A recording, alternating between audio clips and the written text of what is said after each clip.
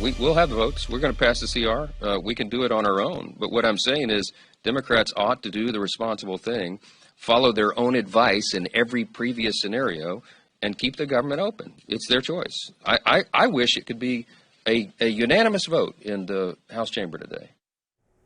Speaker Mike Johnson today voicing confidence that he has the votes to pass his continuing resolution through the House today. But the Speaker could have his work cut out for him as several lawmakers are still undecided on supporting the stopgap. This is a crucial test for Johnson, who needs to deliver nearly every Republican vote to avoid a shutdown.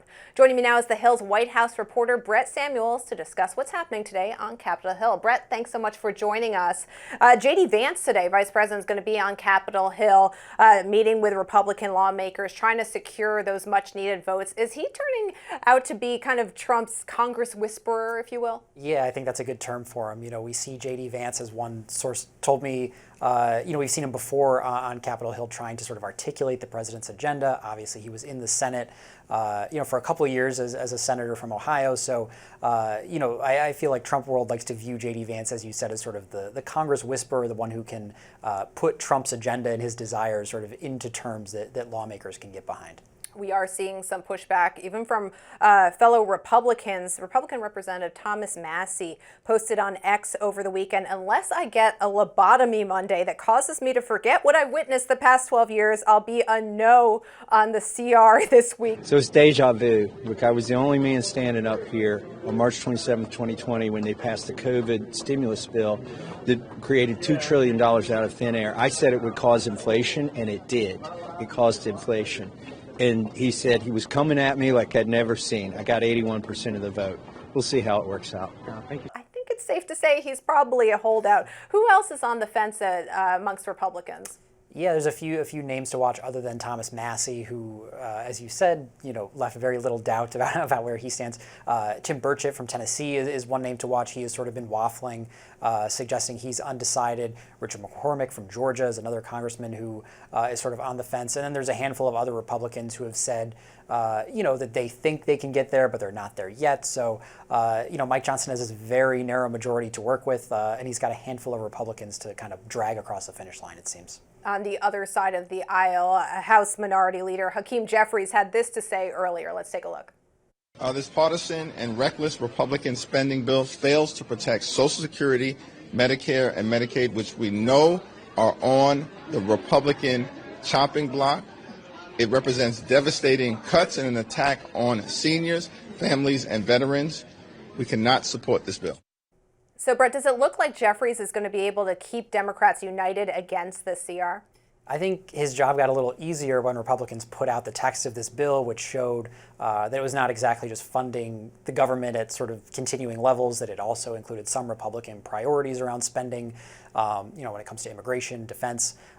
So I think that is something that Democrats and Hakeem Jeffries will be able to kind of rally around to keep their lawmakers unified and certainly put the pressure even more so on Republicans to get everyone in line.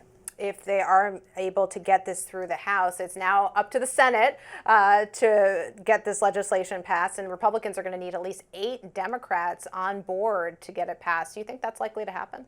Yeah, it's a good question. In the Senate, obviously, senators tend to be a little bit more independent-minded, so it's certainly possible we'll see some Democrats. But, I think 8 Democrats is maybe a bigger number than it seems on paper. You have folks like John Fetterman who have in the past signaled a willingness to kind of vote with the Trump administration or for Trump nominees at least. But outside that, there's really not a lot of Democrats who I think Republicans can bank on getting on their side and voting to get this up to that 60-vote threshold. You mentioned Fetterman. How leery are Democrats about blocking this government funding bill? Yeah, I think that's sort of at the heart of this debate within the Democratic Party. Certainly, it's never good politics to own a shutdown, as they say.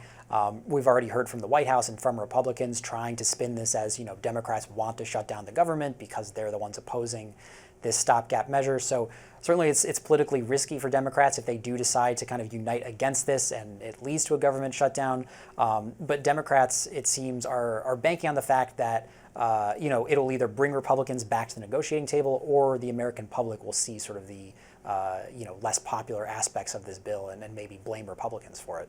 something that Democrats are sort of trying to fine-tune their messaging with, highlighting potential cuts to Medicare, Medicaid. Over the weekend, Elon Musk was talking to Fox Business Network about Social Security, saying that's the big one to eliminate, in his words. Is this a political minefield for Republicans? Yeah, for sure. This is, one of those third rails, as they say, of politics that people urge lawmakers to stay away from.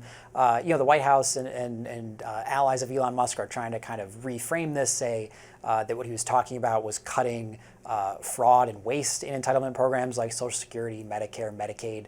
But of course, critics would say that saying we're going to cut fraud is just laying the pretext to cut back benefits and essentially label it as fraud. So either way, these comments from Elon Musk have certainly caused a bit of a firestorm, has given some fodder to Democrats to go on the attack, and has forced the White House in the meantime to sort of reassert that Trump is not going to cut these benefits, because if they did, or if they even threatened to, that, as you said, is a big political minefield for Republicans. Brett Samuels, thank you so much for joining us. Thanks, Judy.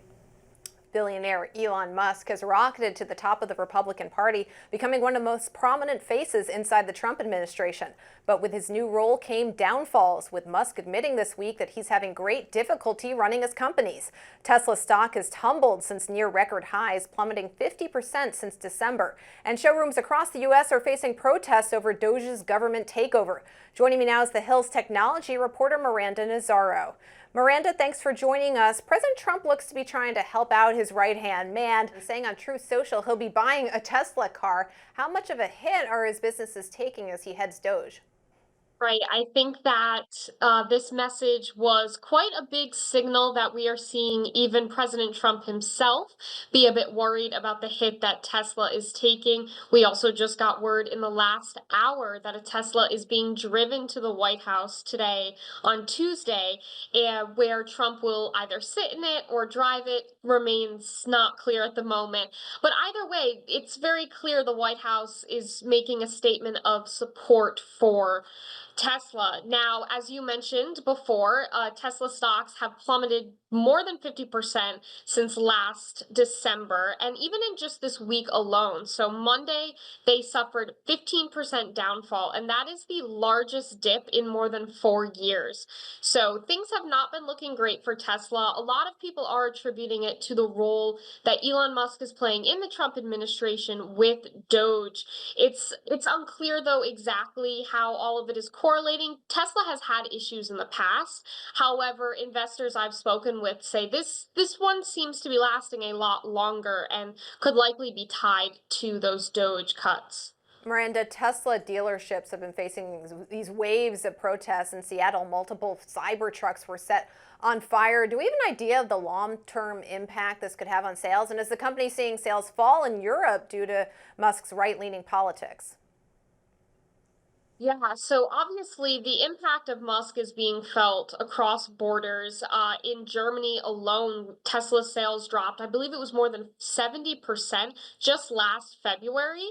And we know that in Germany, Musk was very vocal about the election where he supported the far-right group AfD. Now, in terms of the long-term projections for Tesla, like I mentioned before, they have gone through periods like this before. What makes this one unique is that investors say that we're at kind of a tipping point, that either Musk decides to devote more time to Tesla and his other tech ventures and maybe step back from Doge a bit, or maybe he elects someone new to kind of take over the leadership.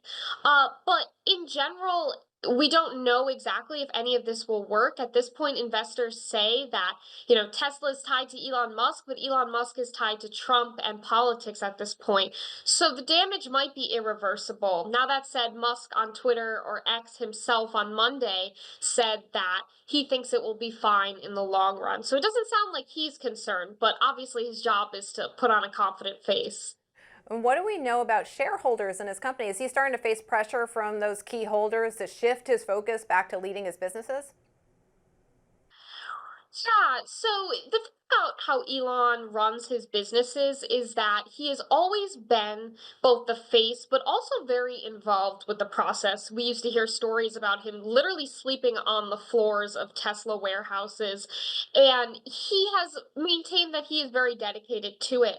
Now, that said, as a result, the Tesla board, for example, has kind of shifted into the background. And now some investors, I was listening to an interview earlier with one prominent Tesla investor who said it's time for a new leader. They're not necessarily upset with the work that Elon Musk is doing on the federal government or the work he's doing at Tesla. But the reality is that trying to mix politics and marketing a company usually doesn't really go well.